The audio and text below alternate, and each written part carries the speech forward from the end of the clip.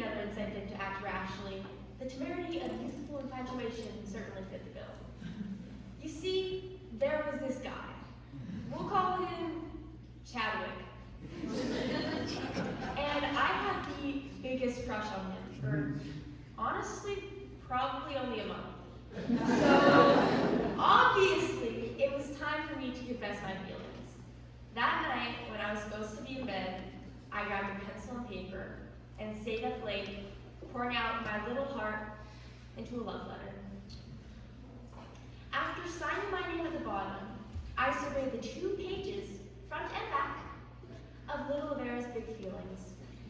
As if the sheer length wasn't already enough, it also included an original poem and song. Although I cannot recall the specific contents of the letter, I can recall my ingenious plan to deliver it. Every day after lunch, the students would drop off their lunchbox in or by their backpacks before going off to recess.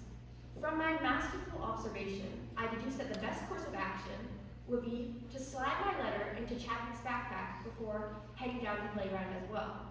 That way, he would find out we got home and have plenty of time to mull it over before ultimately deciding that he was madly in love with me. Looking back on it now, he probably wouldn't have found the letter when he got home that day.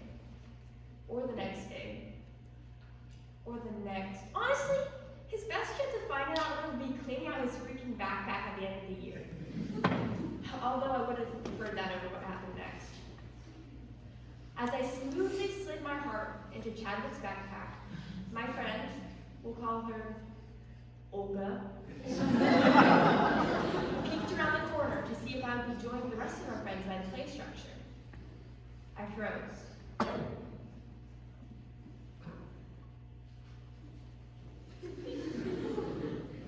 Olga assessed the situation quickly and efficiently. Evera, letter, Chadwick's backpack. I saw understanding spark in her eyes like a lit match, as if once again met mine. I froze. Unable to find the words, I silently begged her to keep quiet, not having foreseen this potential threat to my mission. She stared back at me, her poker face unreadable. And then, Chad! My eyes widened. My cover was blown. I shot Olga a look full of hurt and disdain before quickly fleeing the scene. Hiding myself in the shadows of the furthest building, I watched my mission derail from afar. It wouldn't be that bad, I told myself as I made an extreme effort to level my shallow breathing. She would just tell him that I put the letter in his backpack. I mean, he was going to find it anyway, and it wasn't like I hadn't clearly written love Evera at the bottom. No, it wouldn't be that bad. And actually, it wasn't. It was so much worse. Apparently, Chadwick's reading comprehension was at the lower end of the scale. I watched, petrified by sheer horror, as he handed Olga my letter and asked her politely to read the entire thing out loud for her.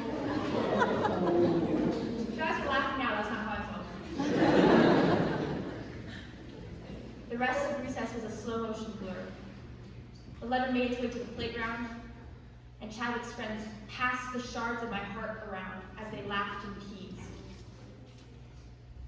Just when I was certain things couldn't go any further downhill, the cluster of 7-year-old boys dispersed, a dark shadow looming over the remaining few. The yard lady. She moved quickly and ruthlessly, confiscating the letter and lecturing my classmates. It was like a scene from Mean Girls. Who wrote this? She demanded. All eyes fell on me. My broken heart pounded in my ears as I trudged toward the playground. I felt hundreds of eyes following me. Eyes that had seen words I should have kept to myself. I kept my head down, and because the power of invisibility was unavailable to me, I attempted nonchalance, trying my best to block out the hushed whispers and laughs that swirled around me. However, my anxiety wasn't centered only on my choosing classmates, but on the infinite consequences to be bestowed upon me by the yard lady, who clutched my words in her hands as if they were no more than dust. But before I could conjure up too many horrific outcomes, I heard a blessed, angelic sound. It was the awe-inspiring and slightly obnoxious electronic school bell. I snuck quickly back to my classroom, not sparing a single glance over my shoulder towards the letter still in the yard lady's clutches. A few years ago, my mother, who I don't think I ever told about this whole ordeal, asked me about a letter I'd written when I was younger. When I asked how she knew about that, she told me that a few years ago, when I was in second grade, a staff member approached her and asked if I was her daughter. When she confirmed it, very proudly, I can only imagine, the staff member, the yard lady, went on to tell her about the heartfelt letter her daughter had written when she was in second grade. She said that it was one of the sweetest things she's ever read, and how the person who wrote it must have a big heart.